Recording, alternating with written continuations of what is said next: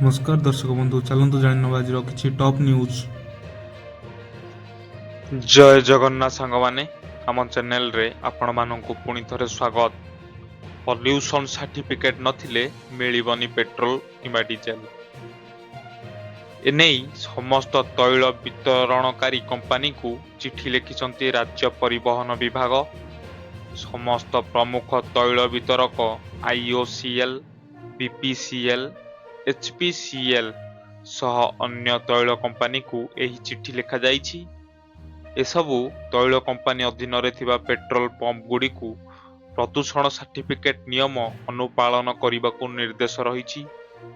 ବୃଦ୍ଧି ପାଉଥିବା ପ୍ରଦୂଷଣ ସ୍ଥିତିକୁ ଦେଖି ଏଭଳି ନିଷ୍ପତ୍ତି କରାଯାଇଛି। ସଡ଼କ ସୁରକ୍ଷା ସହ ପ୍ରଦୂଷଣ ନିୟନ୍ତ୍ରଣ ପାଇଁ ନିୟମକୁ କଡ଼ାକଡ଼ି କରାଯାଇଛି। ନିୟମ ପାଳନ ନ କଲେ କଡ଼ା କାର୍ଯ୍ୟାନୁଷ୍ଠାନ ନେବାକୁ ମଧ୍ୟ ଚିଠିରେ ଚେତାବନୀ ଦିଆଯାଇଛି।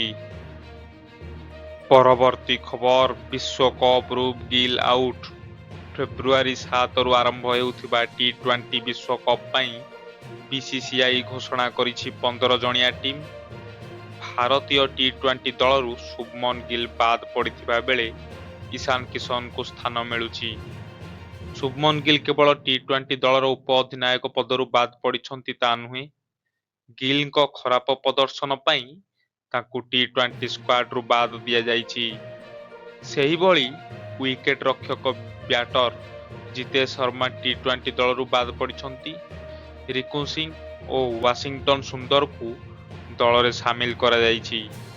ଜିତେଶ ଶର୍ମାଙ୍କ ସ୍ଥାନରେ ଦଳରେ ସ୍ଥାନ ପାଇଛନ୍ତି ରିଙ୍କୁ ସିଂ। ସୂର୍ଯ୍ୟ କୁମାର ଯାଦବଙ୍କ ନେତୃତ୍ୱରେ ଭାରତ ଟି-20 ବିଶ୍ୱକପ୍ ଖେଳିବ। ପରବର୍ତ୍ତୀ ଖବର, ଏଥର ଗେରୁଆ ହେବ କି ପଶ୍ଚିମବଙ୍ଗ?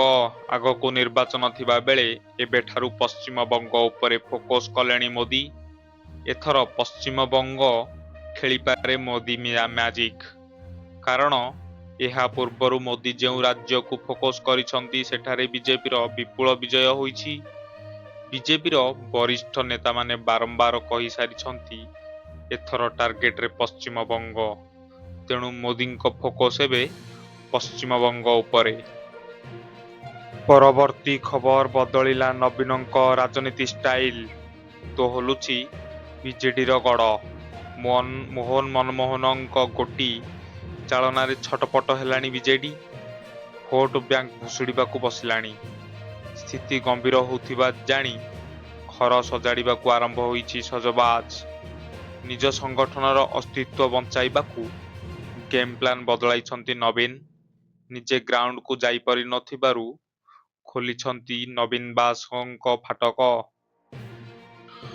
ପରବର୍ତ୍ତୀ ଖବର, ସାରା ରାଜ୍ୟରେ ଜାରି ରହିଛି ଶୀତଲହରୀ।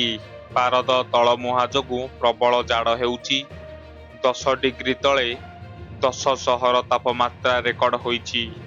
ଆଗାମୀ 7 ଦିନ ଯାଏଁ ବିଶେଷ ପରିବର୍ତ୍ତନ ହେବାର ସମ୍ଭାବନା ନାହିଁ। ଅର୍ଥାତ୍ 7 ଦିନ ପ୍ରବଳ ଥଣ୍ଡା ଲାଗି ରହିବ। ସେହିପରି ଘନ କୁହୁଡ଼ିକୁ ନେଇ ପାଣିପାଗ ବିଭାଗ ୱାର୍ଣ୍ଣିଂ ଜାରି କରିଛି।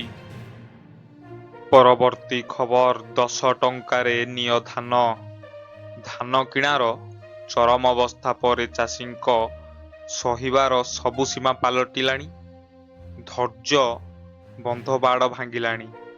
ଭିତରେ କୁହୁଳୁଥିବା ଅସନ୍ତୋଷର ନିଆଁ ବାହାରକୁ ଆସିଲାଣି।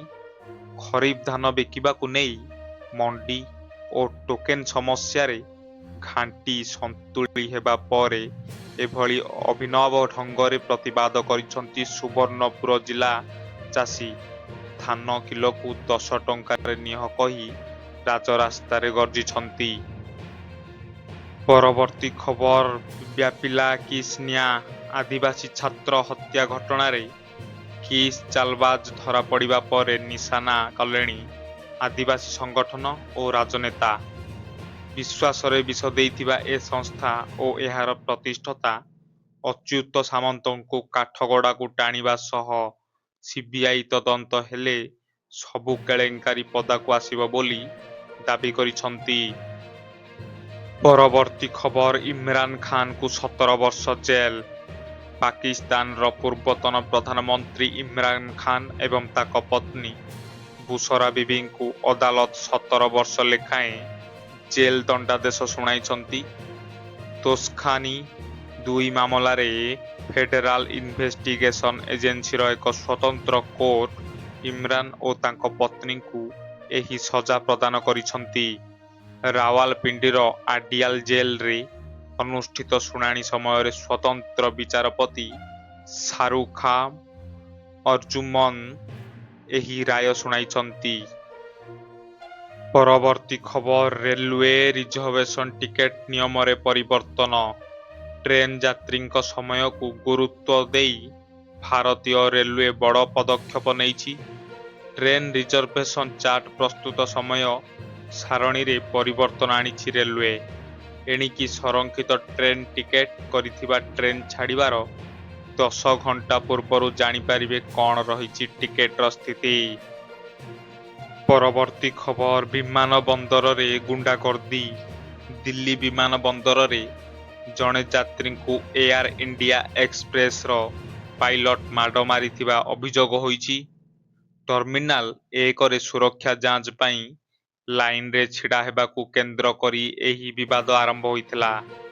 ଯାତ୍ରୀ ଅଙ୍କିତ ଦୱାନଙ୍କ କହିବା ଅନୁଯାୟୀ ସେ ନିଜର 4 ମାସର ଶିଶୁ ଏବଂ ପରିବାର ସହ ଯାତ୍ରା କରୁଥିବା ବେଳେ ପାଇଲଟ ବୀରେନ୍ଦ୍ର ସେଜୱାଲ ଲାଇନ ଭାଙ୍ଗି ଆଗକୁ ଯିବାକୁ ଚେଷ୍ଟା କରୁଥିଲେ। ଏହାର ପ୍ରତିବାଦ କରିବାରୁ ପାଇଲଟ ଜଣଙ୍କ ଉତ୍କ୍ଷିପ୍ତ ହୋଇ ତାଙ୍କୁ ଆକ୍ରମଣ କରିଥିଲେ, ଯାହା ଫଳରେ ତାଙ୍କ ମୁହଁରେ ଆଘାତ ଲାଗିଥିଲା ଏବଂ ରକ୍ତାକ୍ତ ହୋଇପଡ଼ିଥିଲେ। ପରବର୍ତ୍ତୀ ଖବର ଟ୍ରମ୍ପଙ୍କ ବଡ଼ ଡିଲ୍, ଶସ୍ତା ହେବ ଔଷଧ। ହ୍ୱାଇଟ୍ ହାଉସର ଆୟୋଜିତ ଏକ କାର୍ଯ୍ୟକ୍ରମରେ ଟ୍ରମ୍ପ ଘୋଷଣା କରିଛନ୍ତି ଯେ ଆମେରିକା ଏବଂ ସର୍ବାଧିକ ପସନ୍ଦଯୋଗ୍ୟ ରାଷ୍ଟ୍ର ମୂଲ୍ୟ ନିର୍ଦ୍ଧାରଣ ବ୍ୟବସ୍ଥା କାର୍ଯ୍ୟକାରୀ କରିବେ। ଏହାର ଅର୍ଥ ହେଉଛି ଆମେରିକାରେ ବିଶ୍ୱର ଯେକୌଣସି ସ୍ଥାନରେ ସବୁଠାରୁ ସର୍ବନିମ୍ନ ମୂଲ୍ୟରେ ଔଷଧ ଉପଲବ୍ଧ ହେବ। ସେ ବ୍ୟାଖ୍ୟା କରିଛନ୍ତି ଯେ ଏପର୍ଯ୍ୟନ୍ତ ଆମେରିକୀୟମାନଙ୍କୁ ଅନ୍ୟ ଦେଶ ତୁଳନାରେ ବହୁତ ଅଧିକ ମୂଲ୍ୟ ଦେବାକୁ ପଡୁଥିଲା। ପରବର୍ତ୍ତୀ ଖବର କମ୍ବୋଡିଆ ଉପରେ ଥାଇଲ୍ୟାଣ୍ଡର ଏୟାର ଷ୍ଟ୍ରାଇକ୍। ଥାଇଲ୍ୟାଣ୍ଡ ଏବଂ କମ୍ବୋଡିଆ ମଧ୍ୟରେ ସୀମା ବିବାଦ ଏକ ଘାତକ ଯୁଦ୍ଧରେ ପରିଣତ ହୋଇଛି। ଉଭୟ ଦେଶ ପରସ୍ପର ଉପରେ ଲଗାତାର ଆକ୍ରମଣ କରୁଛନ୍ତି। ରିପୋର୍ଟ ଅନୁଯାୟୀ ଥାଇ ବାୟୁସେନା କମ୍ବୋଡିଆ ଅଞ୍ଚଳ ମଧ୍ୟରେ ଅବସ୍ଥିତ ଏକ କାସିନୋ ଉପରେ ପ୍ରବଳ ବୋମାମାଡ଼ କରିଛି। ଏହି ବିମାନ ଆକ୍ରମଣରେ ଘାତକ ଥାଇ F-16 ଲଢୁଆ ବିମାନ ବ୍ୟବହାର କରି କାସିନୋକୁ ସମ୍ପୂର୍ଣ୍ଣ ଧ୍ୱଂସ କରିଦେଇଥିବା ଜଣାପଡ଼ିଛି।